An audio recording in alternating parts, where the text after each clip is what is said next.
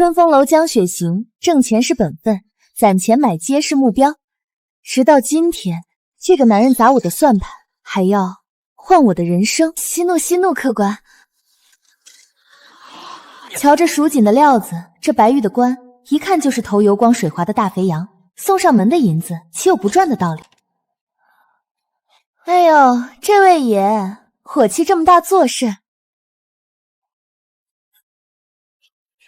你放肆，成何体统？爷的脸色如此不好，可是家中娘子不知冷暖，惹您生气了？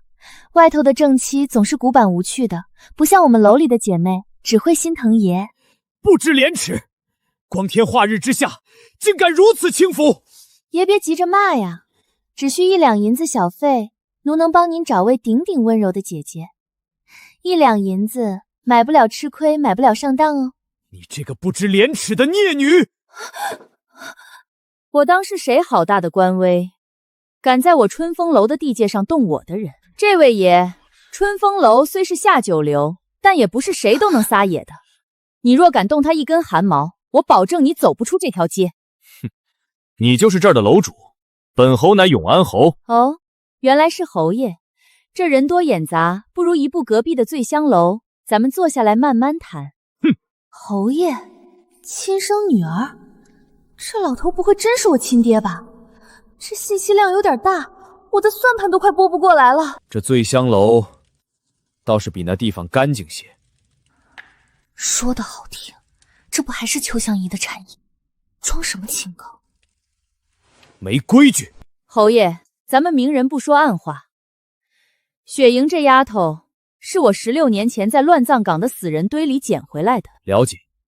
16年前，我府上的柳姨娘嫉妒正妻之位，把本侯的骨肉与一个叫花子的孩子调换。若不是我那天恰好路过，这孩子早就成了野狗的腹中天了。16年，他能长大，全靠他自己命硬。爷，您就是我的再生父母啊！您放心，我以后一定会好好孝顺您，给您养老送终。闭嘴！咒我是不是？哦，那买大宅子。够了！既然已经查明真相，本侯今日就带他回府认祖归宗。侯爷，虽然我们春风楼是下九流，但雪莹也是千娇百宠养大的，您想就这么轻飘飘的接回去，还是得拿出点诚意来。说罢，想要多少银子，本侯绝不还价，全当买断了抚养之恩。侯爷误会了，春风楼最不缺的就是银子。我说的诚意，是您府上那位害了雪丁的柳姨娘。姑娘放心，她触害小女至此，罪大恶极，就算本侯不出手，夫人也绝不会放过她。有侯爷这句话，我便放心了。等等，他们这是谈拢了？前段时间那个半路杀出来买凶砍我的刺客还没找到呢，不行，我绝不去当大家闺秀。爷，您真要把我推火坑里啊？前几天那个买凶杀我，追了我3条街的刺客还没查出来呢，我不去，打死我也不去。小声点关键时刻掉链子，短时间内你还死不了。做侯府大小姐可不愁零花钱，不比在这算账强。我不缺零花钱，我缺命。听着，那个买凶杀你的人就在侯府，去吧，自己把仇报了，别给我春风楼丢脸。遇佛杀佛，遇鬼杀鬼。侯爷，雪莹这丫头认生，劳烦侯爷多担待了。上车吧，别磨蹭了，府里还等着呢。既然回去了，就得按规矩来。秋香姨教过的宅斗手段，是时候派上用场了。16年前换子的仇，还有前几天刺杀我的账。侯爷回府，大小姐回府。好戏开场了。我的儿，你受苦了。母亲莫哭，雪莹这不是好好的回来了吗？父亲、母亲、祖母在上，雪莹不孝，流落外头这么多年，都没能在你们跟前尽孝。今日归家，愿祖母福寿安康。好孩子，快起来！这些年你受大苦了。有祖母这句话，雪莹便不觉得苦。秋香姨说，想杀我的人就在侯府，会是谁呢？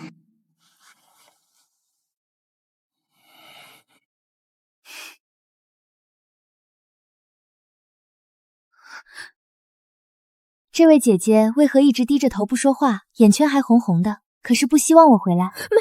没有，妹妹误会了，我只是太高兴了。你干什么？你离宝珠远点！我只是见姐姐长得漂亮，想跟姐姐亲近些。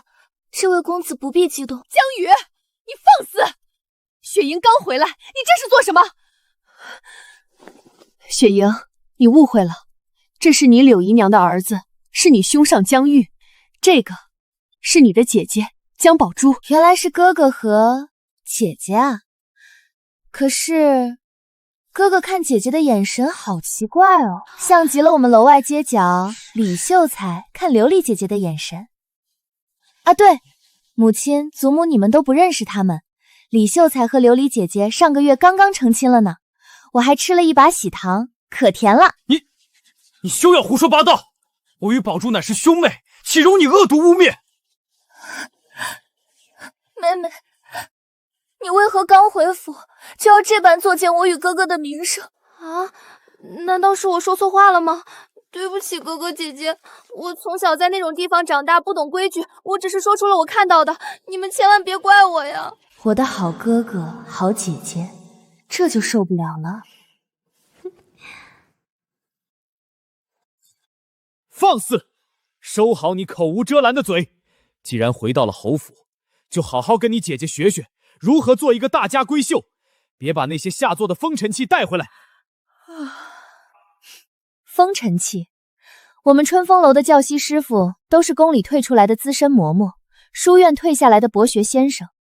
不知父亲给姐姐请的又是哪里高就的先生，能教出这样步步后退的好规矩。既然嫌弃我没有大家闺秀的样子，父亲何不直接去找一个有贵女风范的女儿回来？怎么，您是不想吗？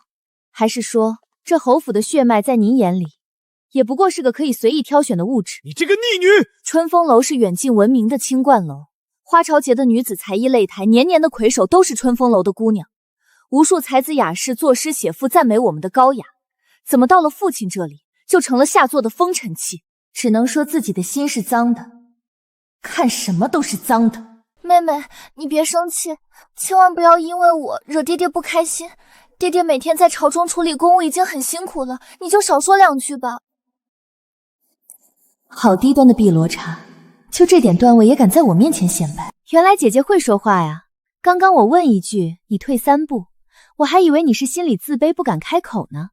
现在看来，嘴巴倒是长了，就是没长耳朵。怎么那么大脸呢？还说是因为你惹父亲不开心，你算什么？也配揽这个责任？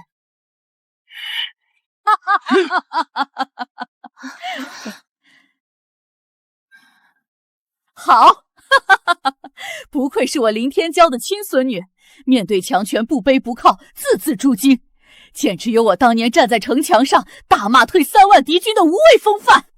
祖母，您不知道，书院的文学先生时常以您为例呢。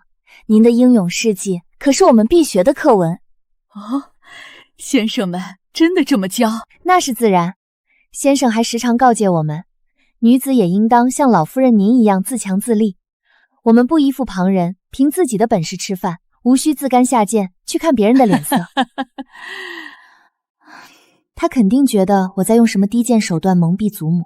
笑话，见人说人话，见鬼说鬼话，这不是成年人必修的生存课程吗？谁让他一张斜拔子脸拉得老长，看我跟看仇人似的，热脸贴冷屁股。总之我不愿意。既然我的亲孙女雪莹已经平安回来了，传我的话，吩咐管家尽快做好开宗祠的准备，挑个黄道吉日，让我这乖乖孙女正式进族谱，认祖归宗。母亲，开宗祠进族谱自然是可以的，但是这规矩不可废。既然他认祖归宗，就得重新取个名字。重新取名？雪莹这名字不好吗？像寒梅破雪，极有傲骨。母亲有所不知，她原来的名字已经给了宝珠用，侯府总不能有2个叫宝珠的。至于雪莹这个名字，毕竟是在那种烟花巷柳之地长大的，带了些上不得台面的风尘气。我会亲自去找君山书院的三竹先生，重金请他重新批字，赐个有底蕴的闺名。不必了，我这雪莹的名字已经叫了整整16年，早已习惯，我绝不会改名。你非要在这里无理取闹吗？你不要忘了你现在的身份。既然你回到了侯府，就该彻底忘掉过去那些不堪的记忆。雪莹这名字，终究是春风楼取的，怎么配得上侯府嫡女的尊贵身份？简直是上不得台面！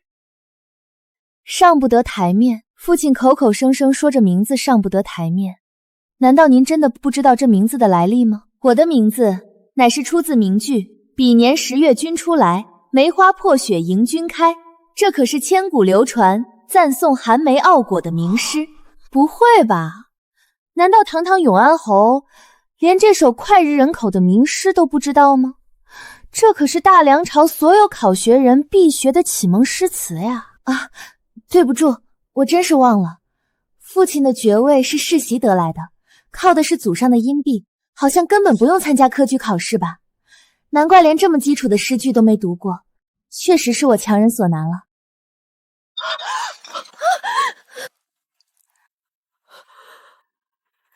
母亲，别怕。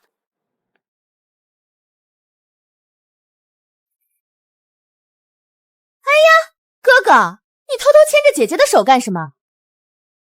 我手上有个木刺，哥哥只是在帮我看木刺而已。哦，原来是有木刺啊！姐姐怎么不早说？这种粗活怎么能劳烦哥哥呢？让我来看看，我这人可会挑刺了。不麻烦妹妹了，刺已经弄出来了。哎呀，已经弄出来了呀，那可真是太遗憾了。本侯还有要务处理，宗祠的事，等我忙完再说。往后我们会对外声称你是宝珠的双生姊妹，从小身子骨弱，一直在家庙庵里祈福养病，最近才接回来。若是让外人知道你是在烟花之地长大的，哪个正经人家的公子敢娶你？你自己可以不要脸面，但我坏了江府的名声，你让你哥哥姐姐怎么娶亲叫人？我连命都是自己挣来的，会在乎什么名声？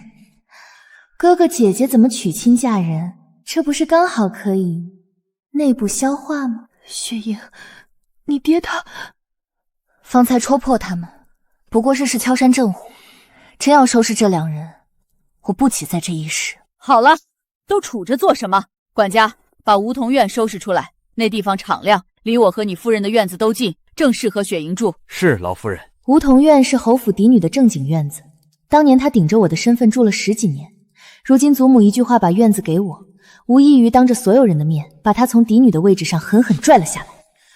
祖母，梧桐院一直都是宝珠的。怎么，你有意见？祖母，梧桐院太大了，我一个人住着冷清，倒不如先挨着母亲住几日，也好跟母亲多说说话。好，你想住多久就住多久，母亲这就回去吩咐人给你铺新床，换你喜欢的熏香，还有你爱吃的点心，母亲这就去准备。我见多了虚情假意，可苏婉仪这份小心翼翼的欢喜太笨拙，也太真切，像一捧温温的水，猝不及防泼在我心上，算不上滚烫，却一点点渗了进你娘她盼这一天盼了16年。祖母，你们都下去吧，把门带上，没有我的吩咐，谁也不许进来。坐吧，陪祖母说说话。祖母可是有要紧事要交代雪行。这是你刚出生那会儿，你娘亲手给你打的，16年了，她天天带在身上，夜里睡不着就拿出来摸一摸。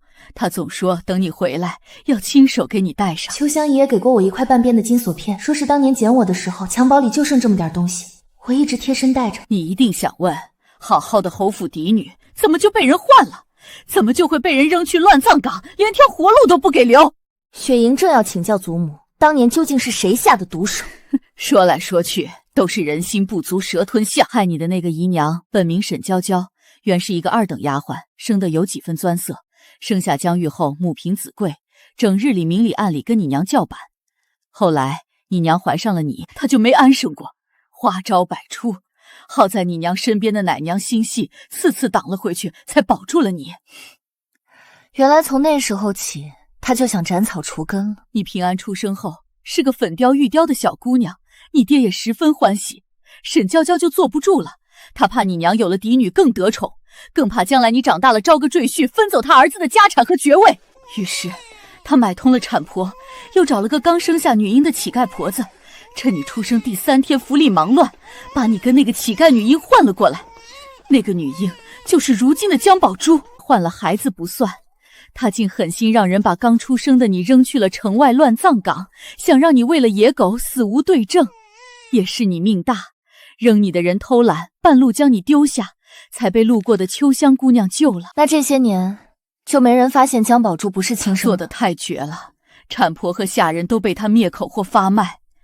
更阴毒的是，沈娇娇从小就给江宝珠灌输歪心思，她天天在宝珠耳边洗脑，说你娘不喜欢你，心里只有以后的弟弟，说只有姨娘疼你，只有姨娘能护着你。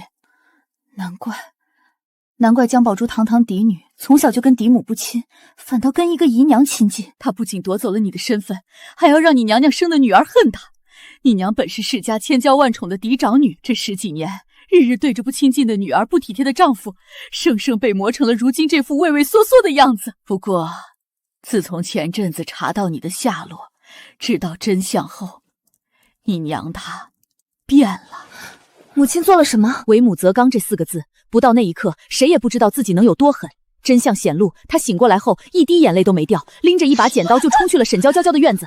你抢我夫君，夺我钟玉，我都能忍，可你动我的女儿，我就要你命！他没有直接杀沈娇娇，他让人撬开沈娇娇的嘴，灌下哑药，又生生挑断了她的手筋脚筋，然后让人把她扔去城外最偏僻的庄子，每日只给一口残羹病饭，让她活受罪。祖母，沈娇娇在府里经营了10几年，不可能被母亲这么轻易拔除干净。江宝珠的奶娘，江玉的亲信，这些人肯定都是她的残党。你这孩子果然心思通透，确实，当年能把产婆守门的全部打点妥当，这里头的水兴许比我们想的还要深。只不过江玉毕竟是你爹最看重的命根子，没有实证，这些人目前还动不得。动不得？祖母放心，既然我回来了，侯府这潭死水就该好好搅一搅了。那些欠了我的，欠了我娘的，我会一笔一笔连本带利的讨回来。好孩子啊，放手去做，有祖母给你撑腰。怎么还站在门口等？夜里风大，仔细着凉。不冷，母亲等着女儿回家，哪里会冷？你看看还缺什么？只管跟母亲说，我亲手炖了你喜欢的银耳莲子羹，快尝尝。好吃。你睡着了吗？还没。雪莹，就是想跟你说声对不起，对不起，没保护好你，让你受了那么多苦。这16年，你本该在侯府当金尊玉贵的大小姐。别哭了，我这不是回来了吗？以后有我在，没人能再欺负你。清河姐姐，夫人和姑娘歇下了吗？刚歇下。怎么了？庭兰院的王嬷嬷派了人来说姑娘刚回府，怕姑娘认床，特意送了一罐安神香过来，说是姑娘以前常用的，助面最好了。东西先放这儿吧，等明天我回了夫人再说。沈娇娇的残党果然按耐不住要动手。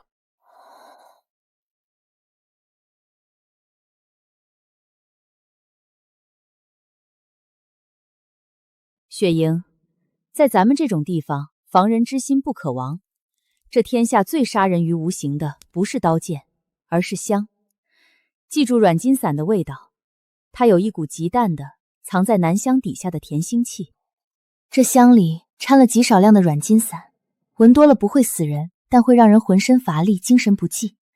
久而久之，身子就垮了，脑子也会变得迟钝。想兵不血刃的废了我，好算计。既然他想玩，我就陪他好好玩玩，让他以为自己得逞了，他才会露出更多的马脚。吵醒你了，母亲就是想看看你睡得好不好。我让人炖了燕窝粥和水晶虾饺，快起来洗漱吧。姑娘，昨夜庭兰院送来一盒安神香，说是姑娘刚回府怕睡不安稳，特意送来的，您看要不要点上？主猪有心了，不过雪晶刚回来，还是用咱们自己的香吻妥协。清河，把香收起来吧。既然是姐姐一片心意，哪能驳了人家的面子？清河，待会儿就点上吧。我倒想试试姐姐送的香有多安神。雪星，不可！母亲放心，女儿心里有数。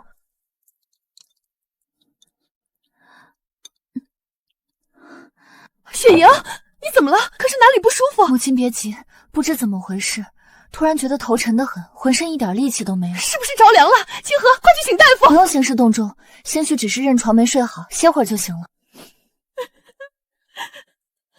清河，你跟着母亲快10年了，也算看侯府起起落落了。那你说，庭兰院送过来的香当真只是普通的安神香。姑娘慧眼，昨夜香刚送下来，奴婢就觉得那道不对劲，可奴婢没凭没据，不敢贸然回禀夫人。夫人这些年太苦了，性子又软，奴婢怕她知道了再动气伤身，反倒惹出更大的乱子。你是个忠心的，但你要明白，一味的隐忍退让护不住母亲，也护不住你自己。在这吃人的侯府里，想要活命，就得比他们更狠、更聪明。起来吧，这里面是清泻药，你拿去混在熏炉的香灰里，既能无声无息地解了那软筋散的药效，还不会留下任何痕迹。记住，这事儿绝不能让母亲知道，她心思重，知道了又要整夜睡不着。姑娘放心，奴婢一定办好。去吧，把香炉处理好。接下来，江宝珠一定迫不及待要来看我这副虚弱的病容了，咱们得好好招待她。大小姐来给夫人和姑娘请安了。女儿给母亲请安。妹妹昨夜睡得可好？我想着你刚回府，怕是认床，特意让王嬷嬷找了上好的安神香送过来，也不知道合不合心意。老姐姐挂心了，香挺好的，就是不知怎么回事，今早起来头有点沉，许是刚换了地方，还没适应吧。哎呀，那可得好好歇歇，都怪我不该贸然送香过来的，早知道就先问问大夫了。不怪姐姐，是我自己身子弱。你有心了，香我们收下了，往后没什么事儿，就不用天天过来请安了，好好在院子里待着学规矩。女儿知道了，女儿先告退。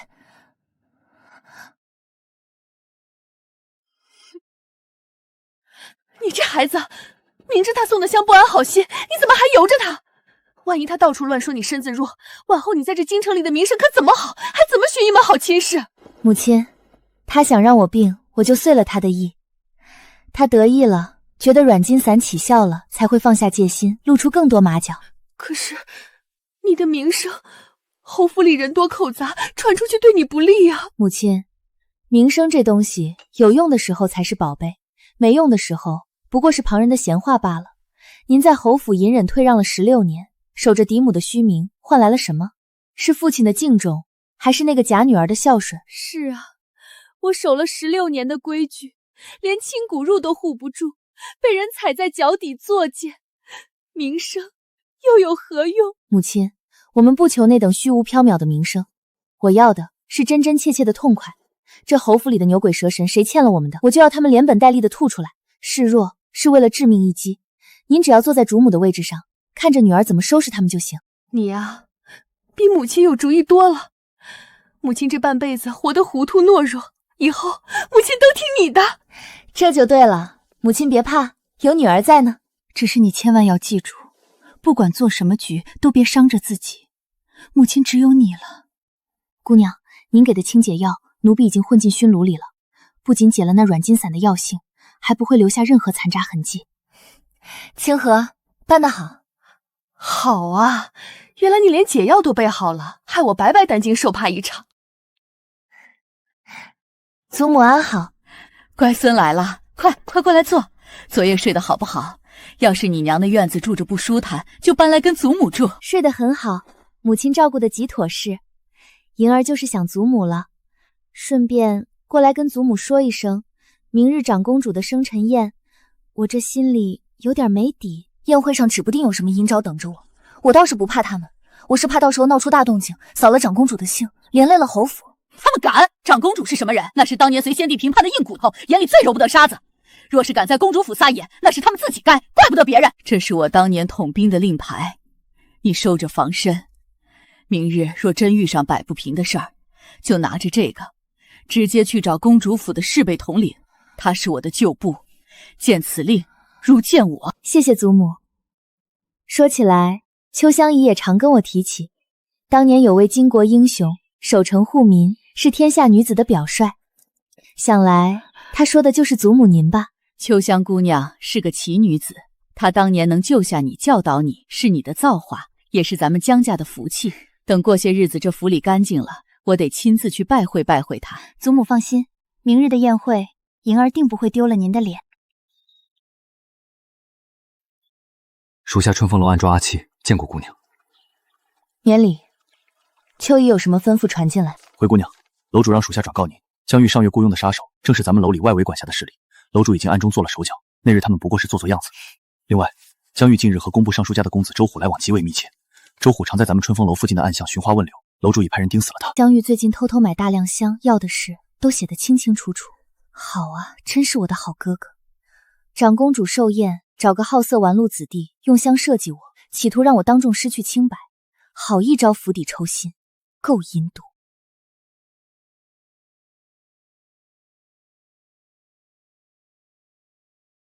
告诉楼主，我知道了。另外，动用所有暗线，帮我查件事。请姑娘吩咐。江玉、江宝珠，你们想玩，我就陪你们玩到底。只不过这局怎么开，怎么收，可就由不得你们了。哥哥，你到底安排好了没有啊？明天就是长公主的生辰宴，万一她真出了风头，祖母和母亲眼里就更没有我了。急什么？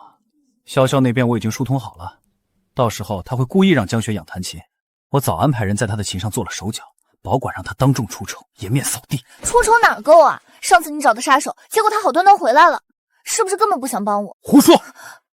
那群废物说目标身边有高手护着，不敢动手。这次是我亲自布置，等他弹琴出丑散场，我会安排人引他去偏院。周虎已经答应帮忙了。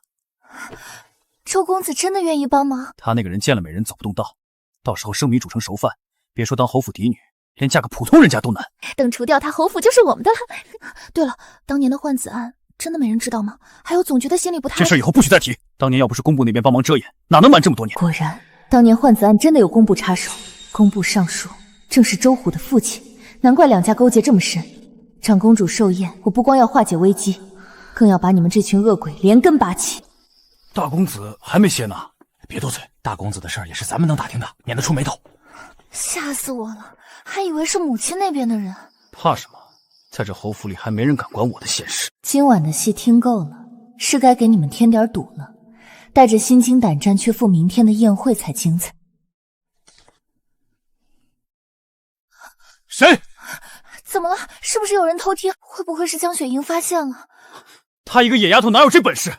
别自己吓自己，明天的计划照常进行。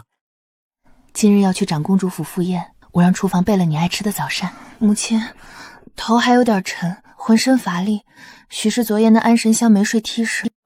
怎么还沉呢？是不是香针有问题？不行，我这就请大夫，大不了咱们不去了。母亲，我没病，装给别人看的。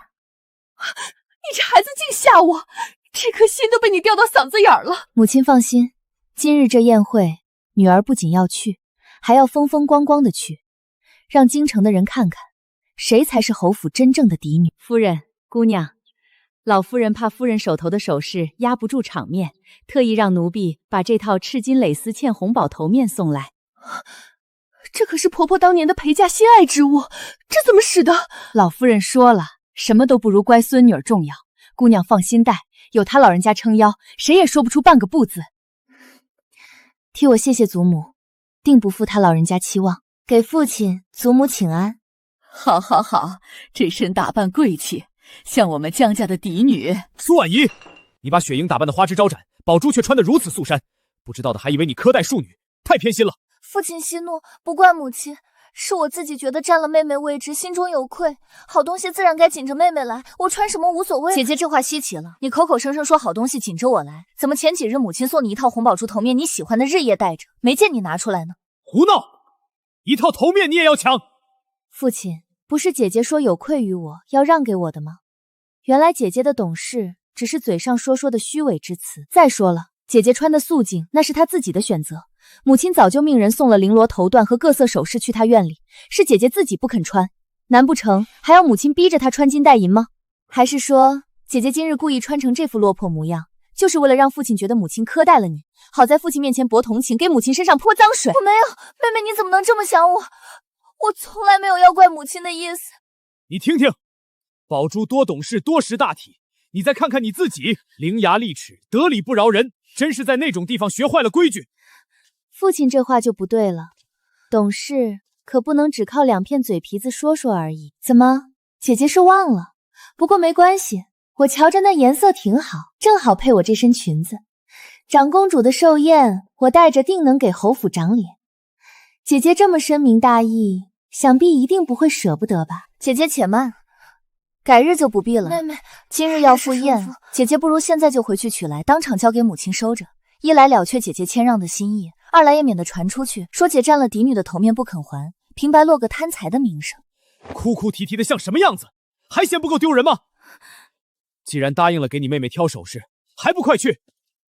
赶紧滚回去，把你身上这身换了，穿成这样去长公主的生辰宴，你是想把我们侯府的脸面全都丢尽吗？是，女儿遵命，女儿这就去换。江雪醒，今日之辱，我必让你在长公主寿宴上百倍偿还。我要让你身败名裂，生不如死。我起码不跟某些不知天高地厚的人挤在一起，免得沾了晦气。妹妹今日这么风光，待会儿宴会上可一定要好好表现，别辜负了母亲和祖母的一番心思。那是自然，我不仅要好好表现，还要拔得头筹。倒是姐姐，待会儿可得站稳了，别摔着。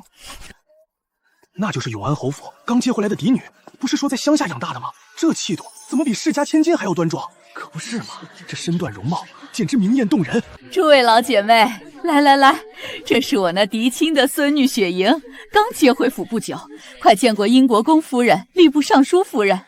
雪影见过各位夫人，给诸位夫人请安。哎呦，老夫人好福气啊！这孙女看着就灵秀通透，说话也得体大方，可真不像是养在外面的。可不是嘛，生得真好，眉眼间全是贵气，跟苏夫人像是一个模子里刻出来的。苏夫人，你可是苦尽甘来了，这孩子懂事，没让我操过心。宝珠小姐也来了。江雪星，你凭什么抢走本该属于我的风光？等下会儿宴会上的好戏开场，我要让你被万人唾骂，让你永世不得翻身。小姐，奴婢刚才探看过了，王嬷嬷一进府就偷偷去跟大公子身边的小厮碰了面，随后鬼鬼祟祟的往后花园那边去了，肯定没安好。意料之中，江雨若是不在后花园埋伏点什么，倒不符合他那阴毒的性子了。还有，奴婢打听到长公主的侄女萧善小姐带着几位千金去了西边的沁芳水榭，江宝珠小姐也跟着过去了。沁芳水榭，走，我们去听听他们都在编排我些什么。宝珠，你就跟我们说实话吧，你那个突然冒出来的双生妹妹到底是从哪儿接回来的？外面现在传的可难听了，说她根本不是什么嫡女，而是从小在春花楼那种青楼里长大的，是不是真的？小谢，你别听外面的人瞎说，妹妹她没有在青楼，只是从小身子弱，被母亲送到城外尼姑庵里养大的。尼姑庵哪有侯府嫡女在尼姑养了16年才接回来的？就是宝珠，我们这是善良的，他们万人望上妹妹，这突然冒出来一个，还抢了你的风头，你就这么甘心被她踩在脚下？你们别说了，妹妹她人挺好的，只是从小流落在外，可能不太懂规矩，不是她要抢我的东西，是母亲觉得亏欠她。各位姐姐聊什么呢？这么热闹，老远就听见你们在说我了，怎么都不说话了？有什么想知道的，只管当面问我，别为难我姐姐，她脸皮薄，经不起你们这么逼问。喂，你怎么了？本来就来路不明，还不许人说了。我看你就是借着侯府的名头出来招摇撞骗。萧小姐是吧？我是永安侯明媒正娶的正义所生，开宗祠入族谱，名正言顺。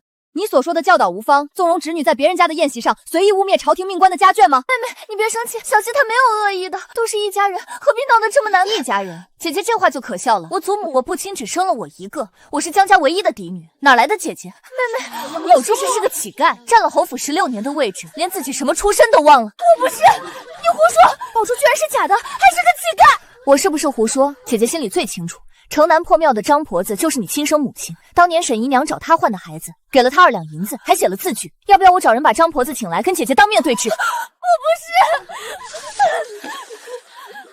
就算宝珠出身不好，你也不该当众这么说她，太刻薄了。萧小姐这话就奇怪了，她顶着我的身份活了16年，享了16年的福，我不是说句实话，怎么就刻薄了？难道顶着别人的身份招摇撞屁反倒有理了？雪影妹妹也太厉害了，几句话就把他们说哑了。就是啊，宝珠也真是的，明明是个假的，还装可怜博同情。幸好妹妹揭穿了她，不然我们这些不上当的都难听了。各位姐姐过誉了，方才惊扰了大家是雪英的不是。改日若得空，定请各位姐姐品茗赏花。哥，他太过分了，他当众说我是乞丐出身，现在所有人都知道了，我以后还怎么在京城见人啊？我活不下去了。哭什么？不过是几句话而已，就把你吓成这样。哥，你一定要帮我，我要他付出代价，我要他比我还惨100倍。放心，晚宴上我都安排好了，萧炎那边已经答应配合，今晚我就让他身败名裂，到时候所有人只会记得他江雪婷是个不知廉耻的畜生。真的吗？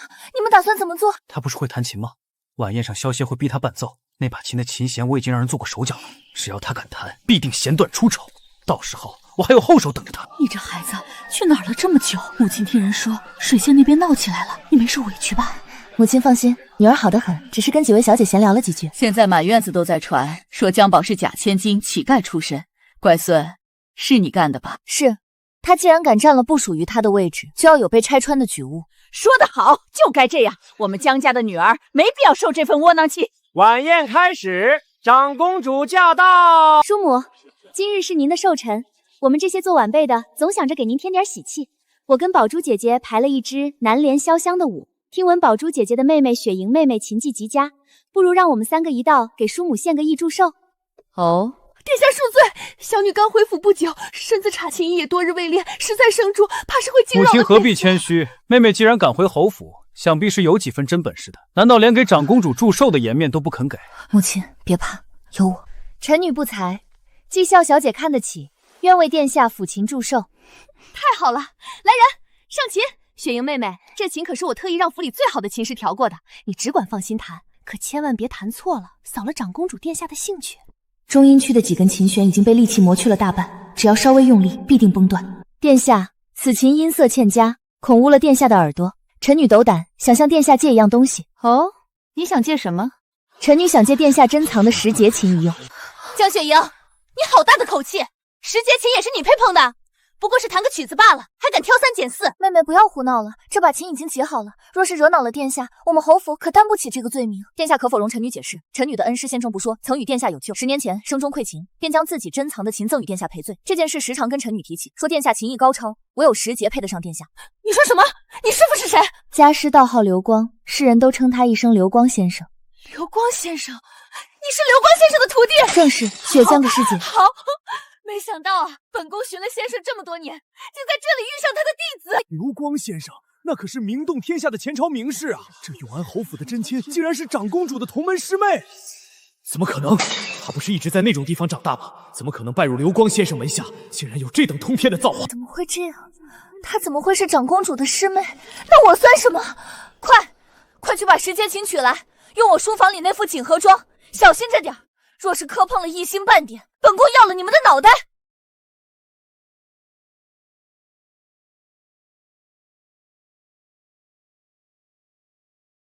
什么流光先生的徒弟，弹的还不是我们练的那个调子？只要我们跳完这支舞惊艳全场，你拿着民琴也不过是给我们做伴奏的丫鬟。我弹的从来就不是他们练的那个版本。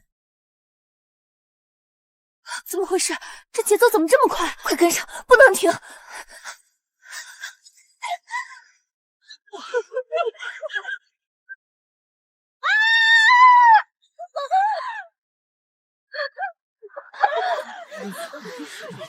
寿辰之日，当众摔成这样，成何体统？简直是不吉利。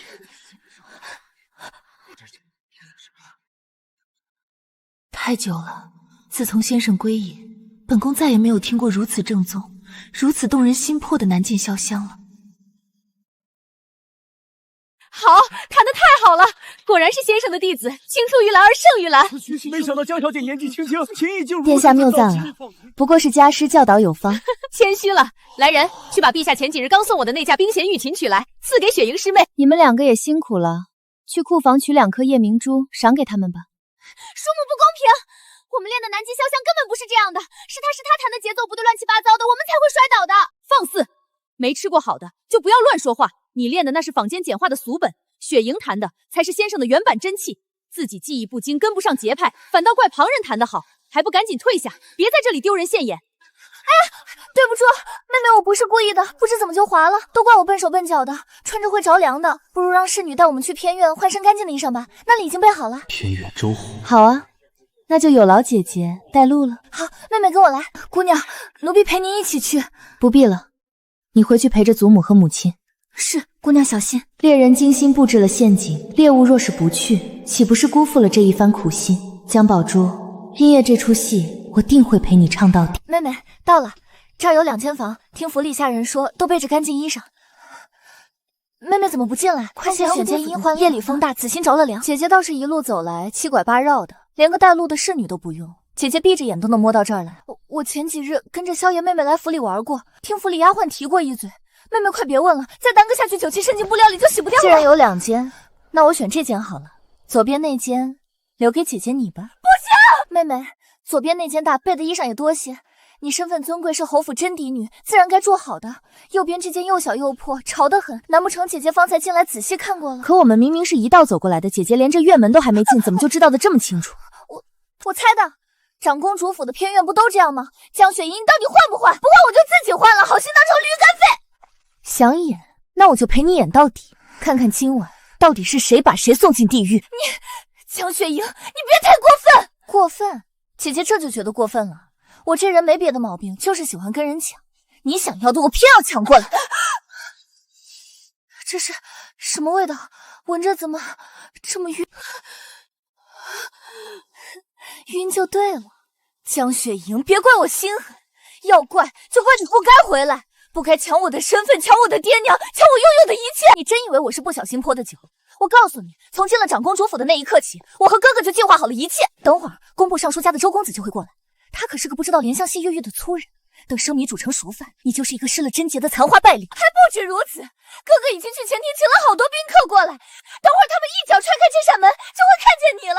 到时候全京城的人都会知道永安侯府的真嫡女是什么样了。说完了，就这点手段，我还以为江玉能想出什么惊世骇俗的新鲜娃样，原来还是这么下三滥。你怎么没事？你明明吸了那么多香，这点低阶香也想放倒我？江宝珠，你怕是忘了我是从哪儿回来的？我是在春风楼长大的，这种男人用来下仓鼠。从12岁起，我每日就用微量香熏身，我这具身体，我们楼里的姐妹早就百毒不侵了。不可能，这可是哥哥花了大价钱从黑市买来的宫廷禁药。你哥哥不仅买了药，还买了杀手来杀我，你这么快就忘了？我不知道你在说什么。不知道，500两银子买我的命。江宝珠，你和江宇在院子里密谋的话，我听得一清二楚。你以为上次我能平安回侯府，是因为杀手学艺不深？我告诉你一个秘密，你们花钱雇的杀手，全都是我春风楼的人。你说好不好笑？在我眼里，不过是跳梁小丑的杂耍罢了。信不信由你，反正今天你是彻底栽了。药，我的解药。想要？给我，把解药给我，我求求你。给你，现在知道求我了，晚了。江雪星，我错了，我把侯府嫡女的身份还给你。路是你自己选的，你可曾想过，刚出生3天的我被扔在乱葬岗喂野狗的绝望，自己酿的苦果，你就自己吞下去。放我出去！救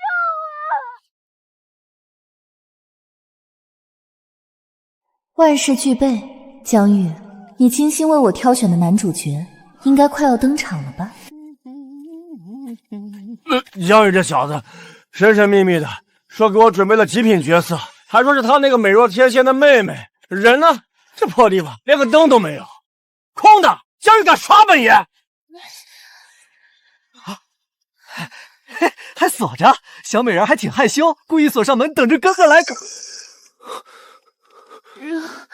救我！我的小美人，哥哥来了！真是一场精彩绝伦的演出。江宝珠，这局是你们设的，原本用来对付我的恶犬，如今却成了你的戏。快！最荒诞的恶果已经达成，好戏的最后一位主角终于登场了。诸位跟我来，快！就在前面，我亲眼看见有个蒙面的歹人强行拐了我妹妹进了这个废弃的院子。要是晚了一步，她可是我们永安侯府流落在外16年刚找回来的嫡女，出了这种事，她以后还怎么活呀？哎呦，我的老天爷，这声音！孽障，竟敢毁我妹妹清白，我杀了你！给本公子拿下！我是江雪花，是江宝珠，怎么会是宝珠？强玉，你搞什么鬼？是不是有病？不是你叫我来的吗？怎么还带这么多人过来参观？那不是工部尚书家的公子周虎吗？他刚才说什么？是江大公子叫他来的，这是设局了！周虎，你闭嘴！你胡说八道！我叫你来了，你这个辱我妹妹清白的畜生！这惊天丑闻的盖子已经掀开，江宇变成了射向你们自己最致命的穿心一箭。我胡说？江宇，你敢做不敢当是吧？明明是你昨天拉着我喝酒，亲口跟我说今晚给我准备了个极品绝色美人，让我到这偏院来，你还拍胸脯保证事成之后把你名下城南那套宅子过户给我，想赖账不认了？这江大公子居然丧心病狂到把姑娘送人，还倒贴一套宅子！哎，不对啊，江宇，你昨天跟我喝酒，明明说那美人是你刚回府的亲妹妹江雪瑜，怎么变成你那个假妹妹江宝珠了？宝珠，是是你毁了宝珠，我要杀了你！江宇，你疯了！明明是你自己安排的局，现在反倒怪我！你不讲武德，你还有脸生气？你跟江宝珠那点破事儿，京城谁不知道？去死吧！敢杀我，我爹绝不会放过你！我的儿啊，你死得好惨啊！永安侯，你儿子杀了我儿，我要你们全家陪葬！孽障，你到底干了什么？在本宫的寿宴上动刀杀人，江毅，你真当王法是摆设吗？殿下，我没有蓄意杀人，是周虎禽兽不如，我是为了救我妹妹一时激愤才失手杀了她，我是正当防卫。殿下他撒谎，我们当时都听得真真切切。周虎临死前亲口说是江瑜约他来的，还说江瑜和江宝珠早有私情。受害者，哥哥说你是为了救姐姐，那我倒想问一问，好端端的姐姐为什么会出现在这间屋子里？是你把宝珠推进去的，是你设局害她。我设局？哥哥说笑了。今日是姐姐故意泼了我一身酒，说要带我来偏院换衣裳。走到院门口，姐姐急着把我往房里推，我觉得不对劲，转身去找侍女了。反倒是姐姐自己推门进了屋，还反手关上了门。难不成是我逼着她进去的？是你，江雪行，是你害我，是你把我推进火坑的，不会放过你的。酒是你泼的，路是你带的，房间是你点的，人是你们约的。从头到尾，我不过是没顺着你们的意往下跳而已，怎么就成了我害你？难道我必须站着不动，让你们毁我清白，才算没有害你？好啊，原来是你们自己是害人，反倒搭上了我儿子的命。殿下，求您给我儿做主，让他抵命。殿下，犬子虽有错，但罪不至死啊！求殿下开恩，容臣带他回去严加管教。永安侯，你若再替他求情，便是包庇罪犯。人证物证俱在，事实清楚。来人，即刻将江玉押入刑部天牢，等皇后3次会诊。至于江宝珠，一个假千金，做这等事，交由侯府自行看管，莫要再出来丢人现眼。起驾！将江宝珠拖去家庙关押，没有老夫人的命令，此生不得踏出半步。沈娇娇在府里兴风作浪16年，你们这些人哪个没帮她干过脏事？今日本夫人就要好好清算。夫人，但凡参与过陷害雪莹、克扣正院月钱的，一律杖责30，发放到最苦的矿山去。其余人等，通通赶出侯府。母亲雷厉风行，终于有了当家主母的威严。府里的污垢算是清干净了，但16年前的旧账还没完。母亲，沈娇娇残了，江玉也进去了，还差什么？沈娇娇一个丫鬟，哪里来的通天本事，把换子户籍产婆打胆的滴水不漏？当年主管户籍和治安的于卜思江中，就是现在的工部尚书周怀远。难怪江宇和周虎走得那么近，原来16年前周怀远就是沈娇娇的帮凶。他到底有什么把柄落在沈娇娇手里？周怀远刚死了儿子，必定会像疯狗一样咬我们，我们要先下手为强。雪莹，去家庙看下江宝珠吧，旧案的线索该收网了。是，祖母。放我出去！我是侯府大小姐，我要见我爹，我要见我哥哥。江雪行，是你，我要杀了你！你得意了？我被关在这种鬼地方，凭什么？我享受了16年的锦衣玉服，那是我的，是你抢走了我的一切。那是你和沈娇娇偷来的，你享受了16年不属于你的荣华，还妄图害我，现在不过是物归原主。我爹不会管我的，他最疼我，这4处一定会验告奶奶。你一个没用的假千金，连沈娇娇都自身难保了，谁会来管你死活？我不甘心，我真的不甘心。清河，通知看守嬷嬷，江宝珠悲痛交加，暴毙殉情了。是姑娘。姑娘，沈娇娇的人都清理干净了，江宝珠也死了，我们是不是可以高枕无忧了？真正的恶龙还在朝堂上，周回远不会善罢甘休的。16年前的债，我要让他连本带利吐出来。走，回府准备迎战。周恒远这个疯狗，他竟然上折的弹稿我治家不严，纵子雄凶，要求褫夺我的爵位，他要置我们侯府于死地啊！慌什么？他既然想死，我们就成全他。雪莹，父亲，这是周怀远16年前在江南修河堤时贪没3万两官银的铁证，还有老吏的画押供词。当年他就是怕这件事败露，才被沈娇娇拿捏，利用工部职权，怕掩盖了换子的真相。贪没官银，包庇换子，这可是诛9族的大罪。他做初1，我们做15，把这份铁证和沈娇娇的供词直接呈交御史台。16年的恩怨终于随风散尽。这批双面绣定金3成，下个月交货。